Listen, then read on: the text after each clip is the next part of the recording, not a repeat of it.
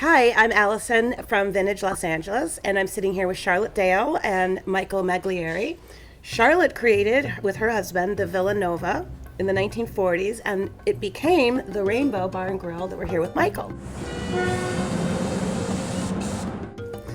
So, Charlotte, tell us about how the whole Villanova came to be. When the Villanova started, Charlie Chaplin backed a restaurant called Henry's on Hollywood Boulevard.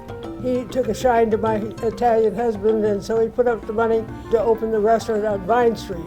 But the very first day that he was open for business, my husband had to go down Vine Street to the pawn shop and pawn his watch to have enough money to open the cash register.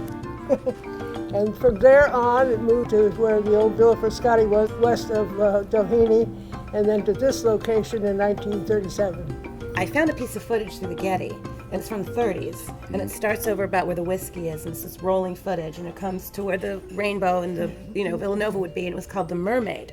And the Roxy was a supermarket, and the West whiskey. Side Market. West Side Market. Oh, I'd say you're better than I am on that one. And the whiskey at that time was Banca Giannini, which is the original Bank of America. So the downstairs That's office right, I in the forgot whiskey that. right now, the walls are 1.5 feet thick because that was the vault. We've never changed it. If we upgraded and modernized it, Absolutely exactly the same, practically. try to keep it as much the same as we can. When we go to redo the booths, we redo them to look the way that they did Yeah. back then. We keep the color the same, the carpet would stay the same. If we tried to, like say, modernize it, probably chase everyone out of here. You haven't been here many times since you sold it off. How does it feel? Does it look exactly the same? It looks pretty much exactly the same, the dark booths on the side. What I get a big kick out of when I came in here the first time was that booth over there where you have the cash register. Yeah. And that cash register, I think, was the original cash register that the Villanova had. Cash registers are from 1943 or before. They only go up to $90, by the way. So if you have a $300 check, you have to keep ringing. Yes. And the Villanova skylight, Yeah, it was when you all first walk in the Villanova, entrance. Oh, actually, the front door in the ceiling, it's still in lights. Does to this day, right now, say Villanova Yes, in colored lights. It's in rainbow lights, but it's up there. Yeah, there's little strange things. I don't know if you remember, but that wine barrel that's on top up there, that opens up and you can crawl into there. There's nooks and crannies in this place because if you want to change the light bulbs where it says Villanova, you have to crawl through that wine barrel up there. I swear to God, the that's front of that thing crazy. comes off of that picture, and you go into the wine barrel, and that's how you get into the lights. Tell us who was sitting at all those booths. Well, for one thing, table 13 was always Jack Webb. After they finished filming Dragnet, they came in every Friday night. And over on this side, every night after Dean Martin separated from his family, he sat on table 2 and had dinner with his agent, Mort Viner, because Dean Martin was from Abruzzi and he loved the food that we served here. Didn't you say that Don Knotts came in here with a different girl every night? He All the time. that he was like one of the most popular. Mr. Milquetoast always was the big lover. He always had some gorgeous creature with him, and it was always astonishing to me that whatever he was really a Casanova.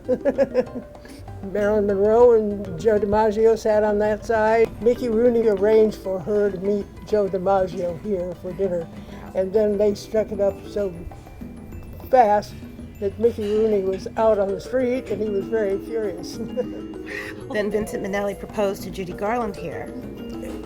Actually, he proposed to Judy Garland here, and then after he was divorced from Judy Garland and married Denise, they used to come in and entertain here all the time. In your day, it was Judy Garland, and when I came into it, it was Liza Minnelli. So we just took it up another generation.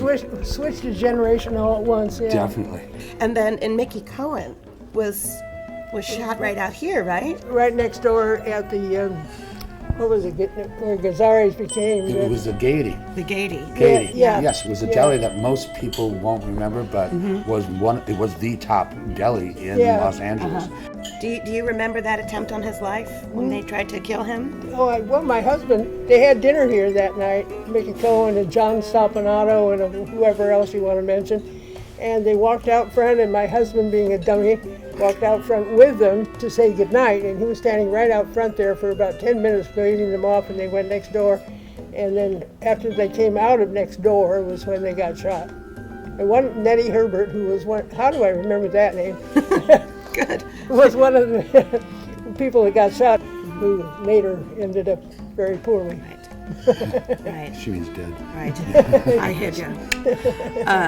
Well, you know, going down Holloway Drive, which goes down toward Santa Monica Boulevard, there was a mortuary, and right in behind that mortuary was a little tailor shop and men's clothing, and that was Mickey Cohen's headquarters. Oh, and that one I didn't know. The mortuary, I have a photo of it, is Book Soup now. In Charlotte's family's time when it was the Villanova, it was movie stars. It was Rod Taylor, Errol Flynn used to hang from the rafters, and Ava Gardner came in here. You name anything that was famous. John Kennedy picked up his mistress at the Third Bar Stool on Wednesday nights. That was all during their era. Gardner Valley became Pandora's box, and that was the ending of the Strip. Yeah. And the beginning of a new era. Mm-hmm. Yeah. She really nailed it because it was a 5-year transition that when the Villanova moved out, and not only them, Ciro's went down finally, all the places started to change over. Because the Strip had gotten so crowded with traffic, everybody was all in an uproar about the Strip. There was so much panhandling and so many kids, and so everybody was giving up, and there was, within about 4 years, all the really good, nice restaurants on the Strip closed. Now at that time, the whiskey's exploding. The whiskey started January 1964, and as Charlotte just said, it was a big change going over on the Strip.